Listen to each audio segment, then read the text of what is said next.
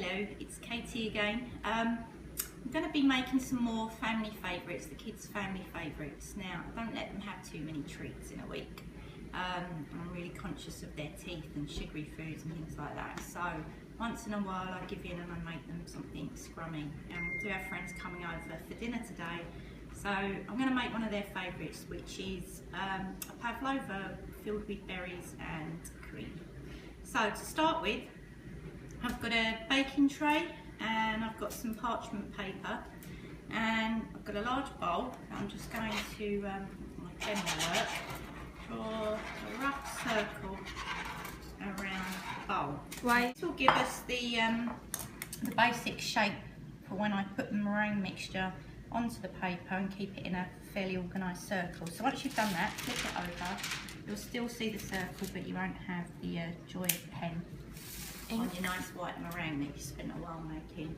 Alright, so the basic ingredients, which are really, really easy, which you probably all have: eggs and sugar. And I'm going to make a fairly large pavlova, so I'm using 3 egg whites. And you can use the egg yolks for something else, and I am going to use 6 ounces of caster sugar. Now, you do need an electric hand whisk, otherwise you'll be there forever trying to whisk this up. And nice clean mixing bowl. So to start with, we're going to separate the eggs. And what I do, nice clean hands that I've already washed, is to, easiest way with your hands, other people can toss and turn the egg yolks in the shell, but I find it easier, very gently, to just keep transferring it, give it a wiggle, and you're left with the yolk and the whites in the bowls. Isabella's just whisking the egg whites. Now you want to start on a fairly low speed and then whack it up to full speed. And what you're looking for is really stiff peaks. And I'll show you what I mean, because I'm going to stick the bowl over Isabella's head.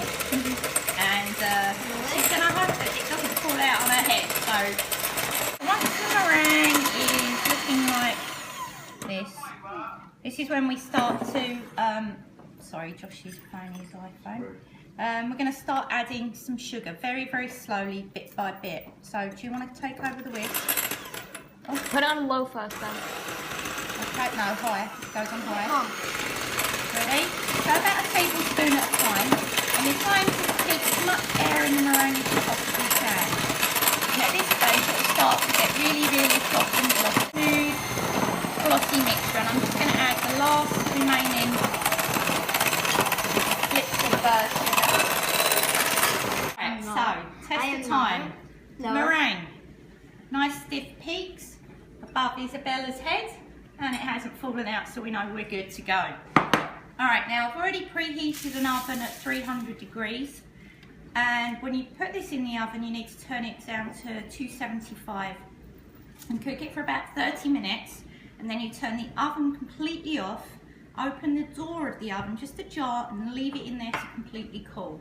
And that will give you nice, crispy, light, like little puffs of clouds meringue. And then we're just going to very, very gently just smooth it around the edges to where we can see our lines that we've drawn. And flip the paper, into a nice circle. Now, when you're doing this, you want to make sure that the sides are a little bit higher than the middle. And you'll see why later, but that's to catch all the yummy berries that we're going to chop up and put all the cream and berries and pile it all on the top. So it catches everything and stops it all falling off. Alright, so Isabella, very, very gently, so you don't burn yourself, on the bottom rack. Sorry, your slide it.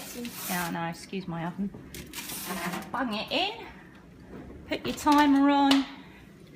Bob's your uncle, Fanny's your aunt. What Fahrenheit? Okay, now we're going to turn it down to 275 and leave it for 30 minutes, and we'll be back when it's done. Okay, so while the meringue's in the oven, Josh is going to help me prepare the fruit that's going to go on the top. Now, if we look what Josh has done, hold on one sec, Josh. My kids tend to waste half the strawberries, so we found this cool little gadget in America that you basically plunge in, give it a good twist, and it holds the strawberries, and you end up with most of it.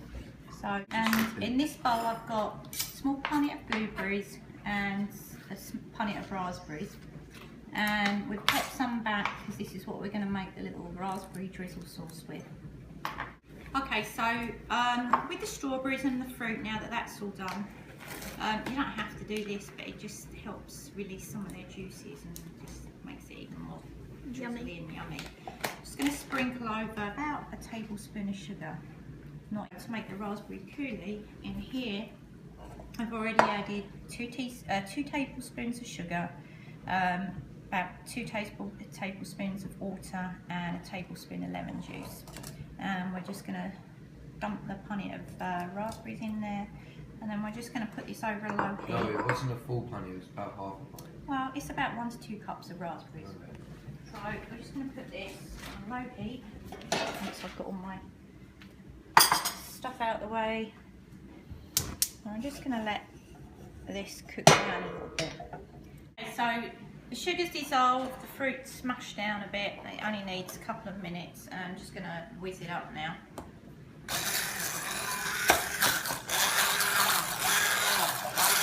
Right, so we can't serve it like that because A, it's hot, and B, you can see all the seeds that are being splattered around the side. So now we're going to pass it through a sieve, a spoon, and get every last yummy drop. And if I was making this for just adults, I would just put a splash of framboise in here, the raspberry liqueur, just to give it a little bit of something extra tasty.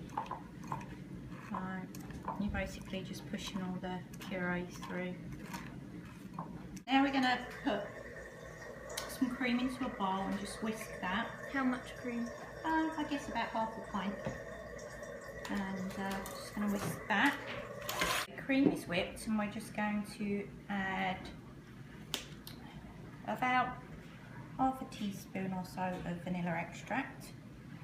And we're also going to sweeten it just a tiny bit with a teaspoon of sugar, granulated sugar. Not much.